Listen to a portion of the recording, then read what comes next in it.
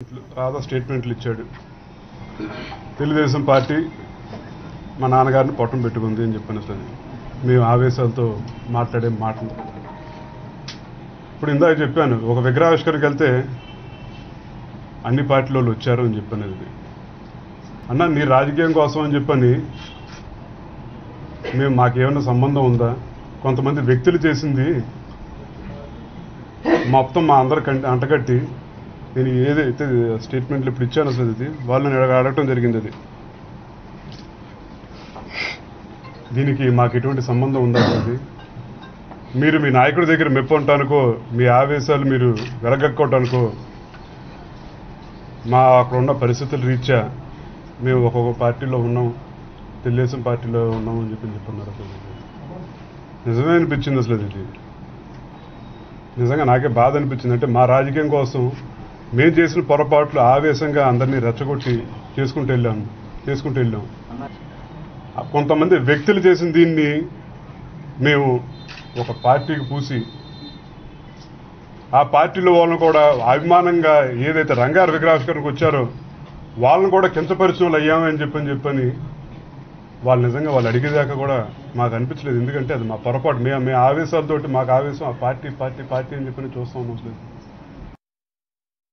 15 రోజులు కూడా అధికారం లేనటువంటి, అధికారం అంతమైపోయే రోజుల్లో చంద్రబాబు నాయుడు గారు విజయవాడలో పేదలందరికీ ఇళ్ల స్థలాలు ఇస్తాడు వేల కొద్దీ అని చెప్పని రాధాబాబు గారు నమ్మటం, చంద్రబాబుని ఆయన ఒక రాజకీయాల్లోనే ఉన్నతుడిగా చెప్పటం అనేది ఇక్కడ బాధాకరమైన విషయం. చాలా బాధ వేసింది అందరికీ కూడా.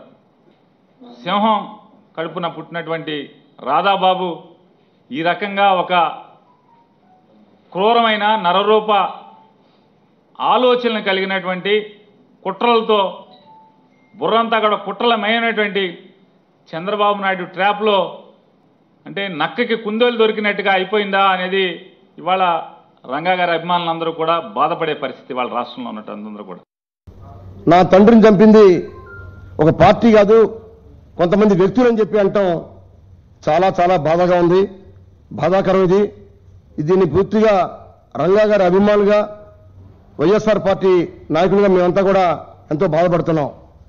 రంగాన్ని హత్య చేసింది తెలుగుదేశం పార్టీ సంబంధించిన ఆనాడు చంద్రబాబు నాయుడు స్క్రీన్ పే దర్శకత్వం అంతా అయిందే.